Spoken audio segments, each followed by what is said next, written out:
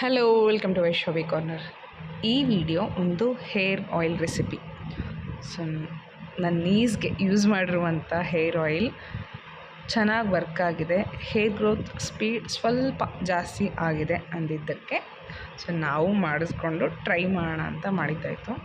So basically coconut oil, so ಕೊಬ್ಬರಿ ಎಣ್ಣೆ ಜೊತೆಗೆ 9 ingredients.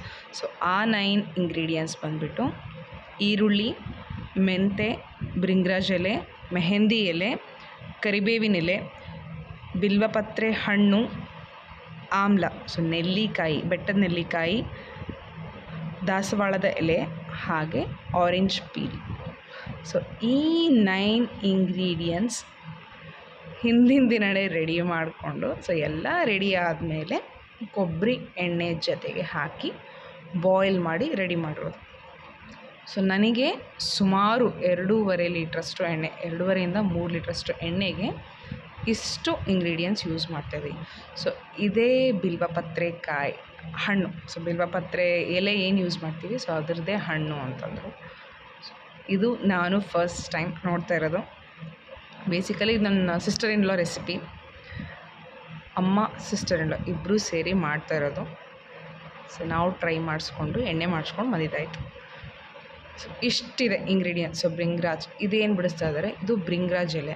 So if you like ಎಲ್ಲ ರೆಡಿ ಇದ್ದರೆ ಬ್ರಿಂಗ್ರಾಜ್ ಎಲೆ ಲಾಸ್ಟಲ್ಲಿ ತಂದ್ಕೊಂಡು ಸೆಟ್ ಮಾಡ್ಕೋಬೋದು.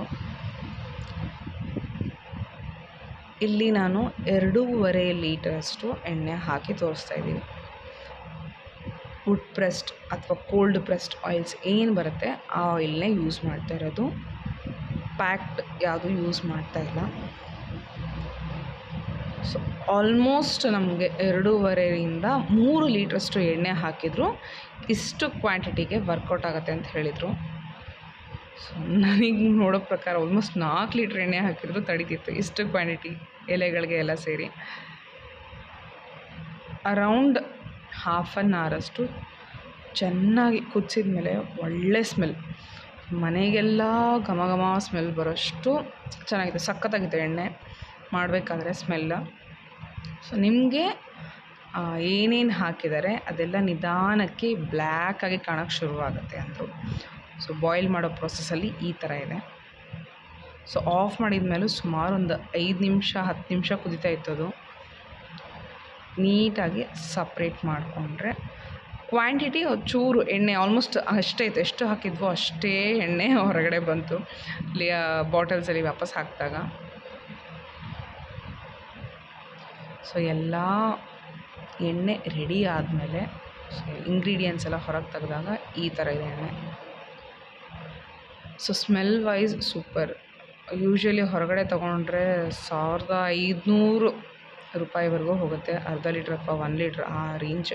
ಇಫ್ ಪಾಸಿಬಲ್ ಒಬ್ರಿಗಾದರೂ ಅಟ್ಲೀಸ್ಟ್ ಈ ವಿಡಿಯೋ ಯೂಸ್ ಆದರೆ ಟ್ರೈ ಮಾಡಿ.